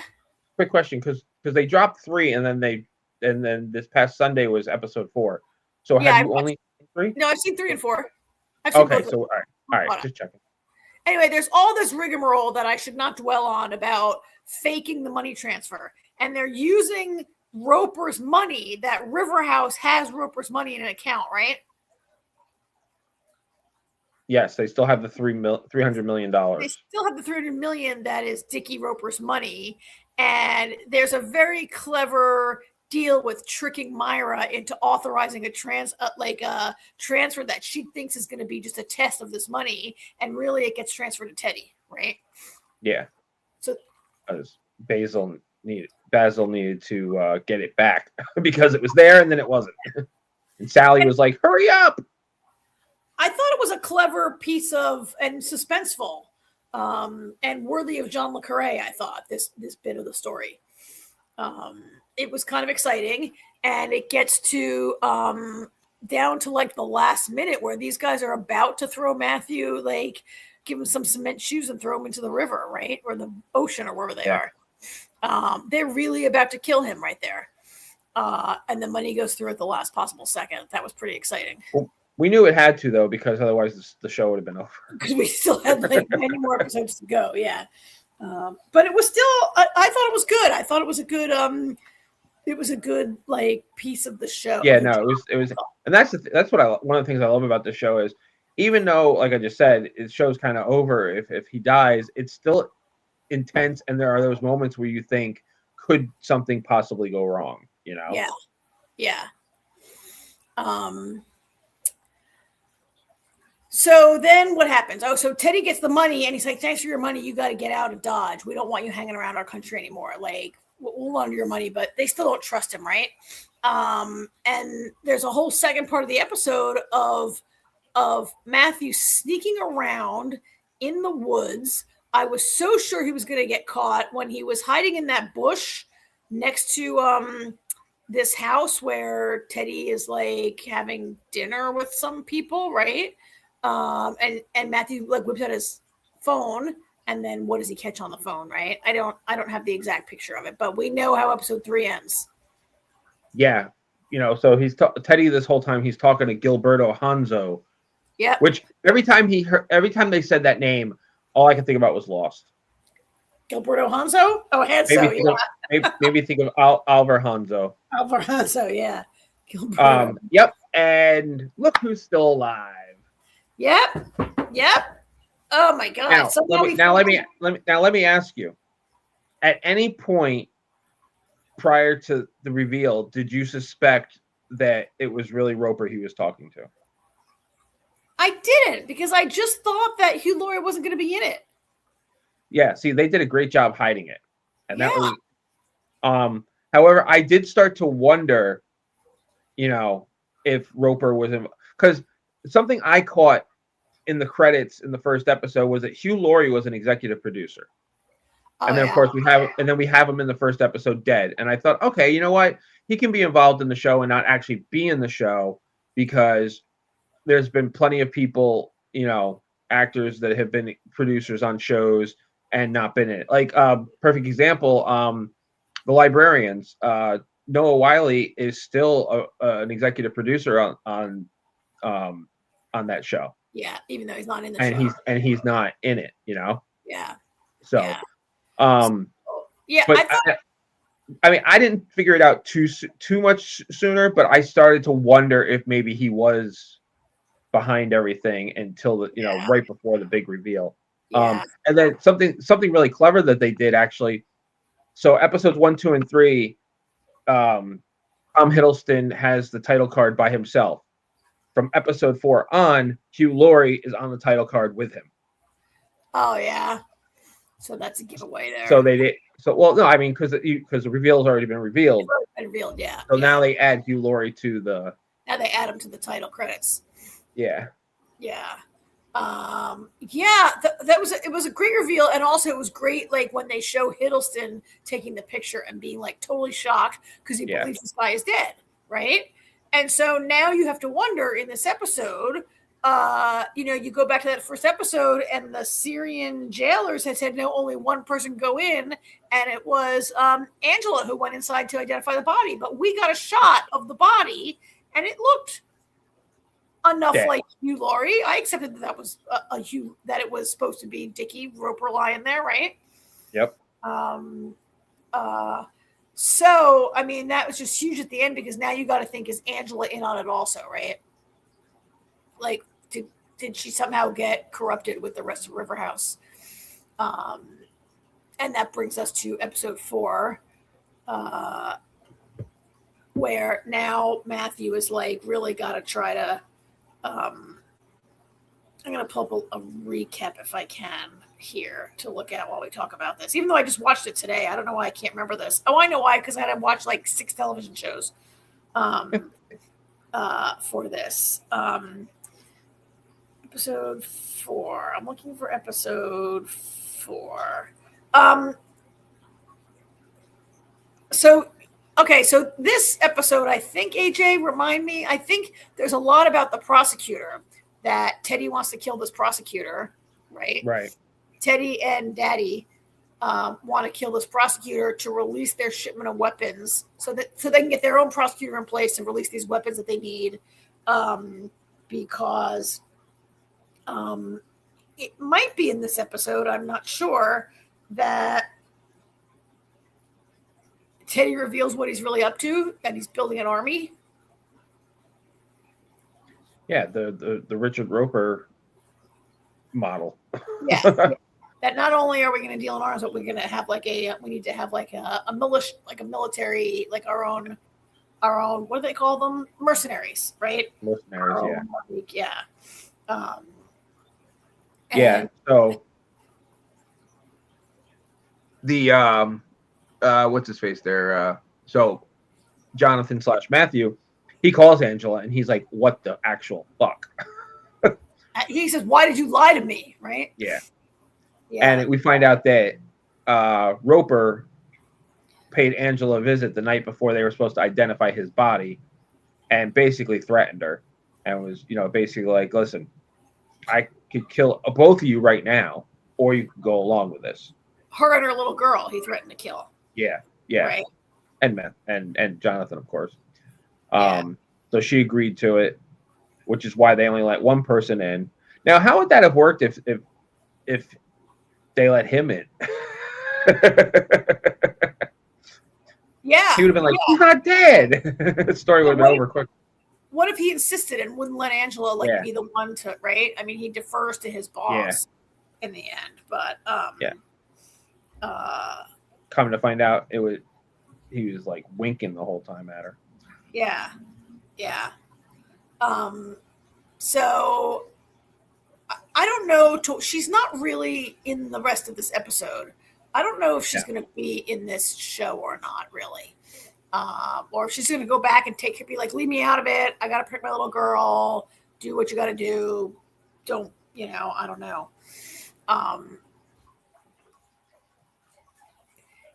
So this episode has some more action, right? Because we got Matthew running around trying to hook up this prosecutor, protect him, get him to testify, all this stuff. But I feel like this is really a Teddy episode. And so Teddy is this terrible person, right? But I start to feel a little bad for him in this episode. Teddy is a very complex character. Because he's obviously doing terrible things, but when you see his when you see the flashback and the backstory of him, his mother dying and growing up in the orphanage and everything in the monastery, and Roper going to see him once a year, you absolutely do. Yeah, and he's doing all this, he just wants his daddy to love him, right?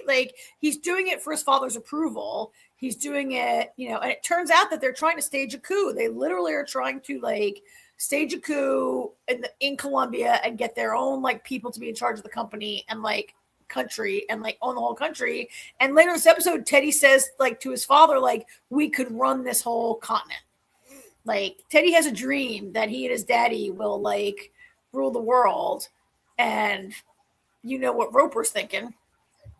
Well, what Roper? What do they keep? What the hell did Roper say? Well, I think he was telling his henchman. What's the henchman's name? I forgot this guy's name. Oh, crap! I don't remember. That guy went to prison, and that's not a henchman. That's not the henchman. That's the lawyer. That's Lord Langborn. Yeah, I thought you were talking about Frisky. Yeah. No, I'm talking about this guy. This guy did some time in prison. He got out. What he says about Teddy, he says he's not fit for polite company, right? Or he's not fit to be in. He says, I have it right here. He's not fit for polite company. Get rid of him. He's gonna get rid of Teddy, right?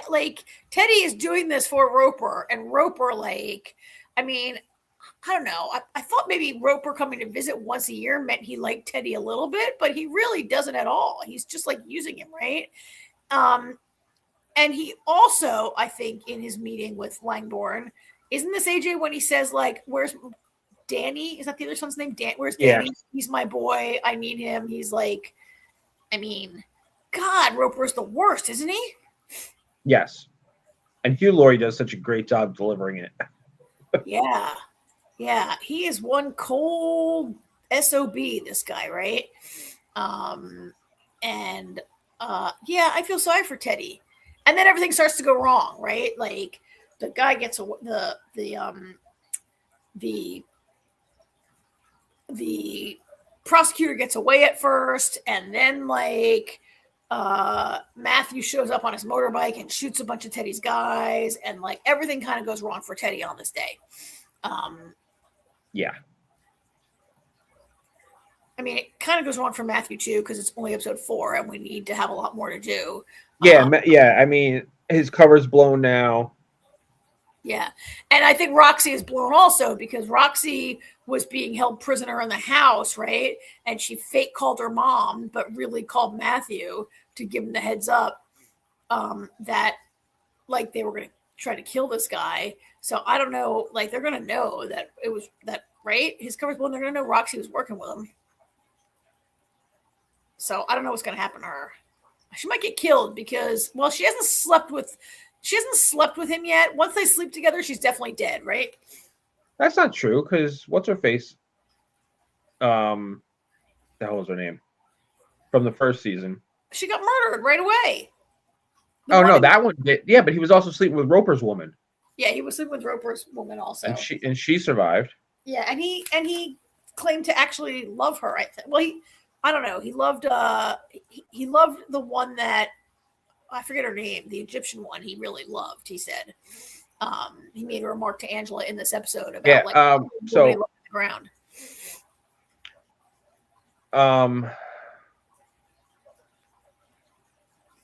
Trying to remember what she. Oh, okay, I know what you're talking about now. I was trying to remember something about Roxana. So where is she right now? Teddy had her in his house. She's at Teddy's house and they wouldn't let her leave. And she's like, I have to Oh, right. Okay. Mommy. And they're like, no, you can't. And she pretended to call her mom, but she called Matthew. Gotcha. Yeah. So this all sets up my favorite part of the show is when that guy, like, he pulls the classic, like, give the dog some meat trick. Give the watchdogs. Oh, the PI. I love the PI. I love that PI also.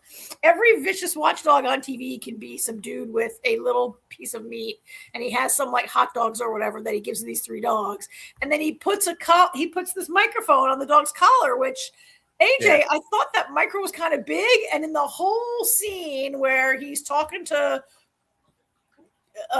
Lord Langborn, he kept petting that dog, and I'm like, oh my god, he's gonna feel it, he's gonna feel the microphone, and he never does, right? And that goes on. It's under the collar. I know, but when you pet your dog and you I just felt like I was supposed to feel that way, right? That's why they had him keep petting the dog to amp up the viewers' anxiety here in the scene. So I mean, Roper basically this is where he says the whole thing. He says I'm going to take over this, Teddy and I are going to I'm going to take over this country, and then I'll get the 300 million from Riverhouse and pay back to the Syrians. I guess if he doesn't give the money to the Syrians, they'll eventually come and kill him, right? I wouldn't want to put the Syrians on me, even if I lived in Colombia, right? So he's got to get this money out of Riverhouse, which I guess Myra is going to facilitate, I guess. So we'll see. I hope he was recording it. I assume that was being recorded, right? I'm waiting for the point where Matthew is going to play this recording for Teddy, where the father says, he's not fit for company. Let's kill him. Let's get rid of him, right?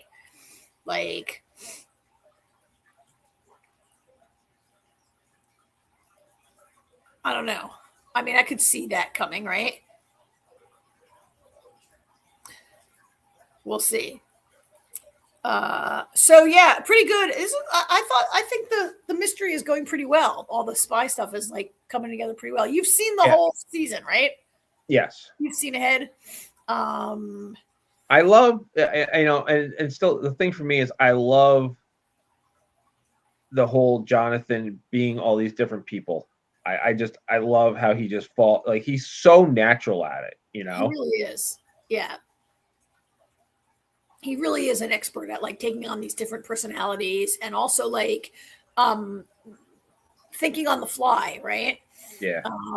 I read a comment online the other day that said if Hiddleston is not the next James Bond, they're never watching a James Bond movie again. He won't be. He won't be. He's got too much other stuff going on. And you can't be, I don't know, playing a spy. I don't know if that really helps you to become James Bond or not. But yeah, I think I'm enjoying this a lot. Yeah, it's really good. I mean, it's quite literally picking up where the other one left off. Yeah. But it's got the same energy, it's got the same excitement. So yeah.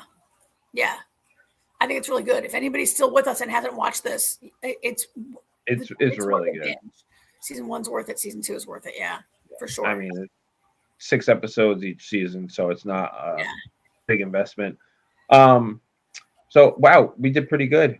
That was a lot of shows, and we just did that in 2 hours. Banged it out in 2 hours. Well, You know what? You know what it was? Because we restrained our hatred of Runaway. Which, by the way, speaking of Harlan Coben, not that we're going to cover it here, Karen, or anybody else, but I do recommend watching the other Harlan Coben show, the one that was the Polish one they did.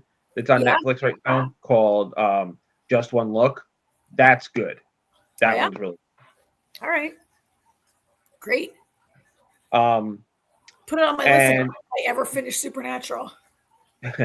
We would be remiss if we didn't, if people don't know it already, which I have a feeling all the people in our chat already do, from April 19th.